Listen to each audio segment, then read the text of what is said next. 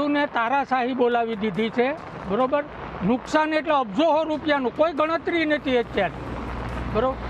આ નુકસાન હોય તો ક્યાંય પણ માલનો સારો, માંડવી, સોયાબીન, તમામ વસ્તુ ફેલ થઈ ગઈ છે. ચોમાસું પાક શું અપેક્ષા તો હવે સરકાર કંઈક સહાય કરે તો થાય, બાકી ખેડૂતને કોઈ દિવસ પૂગી વળે એમ નથી ક્યાંય પણ.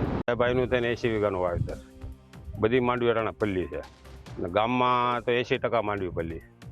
એટલે વરસાદ ગઈ રાતે એવો પડ્યો ને કે પડામાં સવારે આવ્યા ત્યાં પાણી લાગત પાણી પડ્યા હતા પડામાં. કોઈ કૂસો નથી થાય એમ ઢોરને ખાવાનો, કે કાંઈ માંડવી નહીં થાય. નુકસાન બહુ મોટા પાયે છે.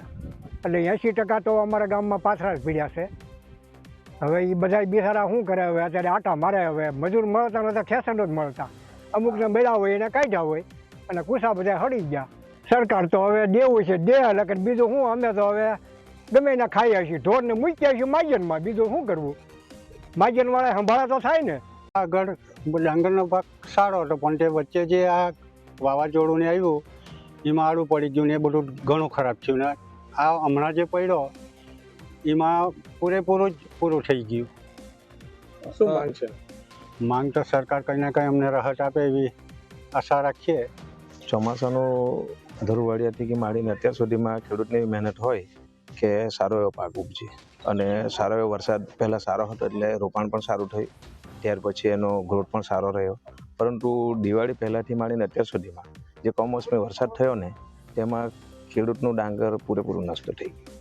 અને હાલ બજાર ભાવ જે છે એમાં ગઈ વખતના ભાવ કરતાં 100-150 રૂપિયા ડાઉન બજાર આવે, અને સામે પૂરિયાનો પાક પણ નિષ્ફળ થઈ ગયો અને ડાંગરના ભાવમાં પણ મજા નથી, અને એક બાજુ ઉત્પાદન પણ લોસ જ છે.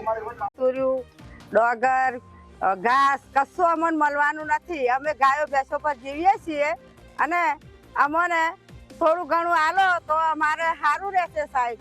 અમારે શું કરવાનું, અમારે શું ખાવાનું? ખેતી સાહેબ મારે 50-60-70 હજારની ડોગર થાય, મારે બધું બોરે જતું રહ્યું છે અને બધું કોઈ જ્યું. અમે ગાયો ભેંસો પર જીવીએ છીએ. માવઠાથી આખા ગુજરાતમાં નુકસાન થયું છે, ખાસ કરીને સૌરાષ્ટ્રમાં, કે મોટે ભાગના ખેતરોમાં મગફળીનો તૈયાર પાક આજે સંપૂર્ણ રીતે નાશ થયો છે.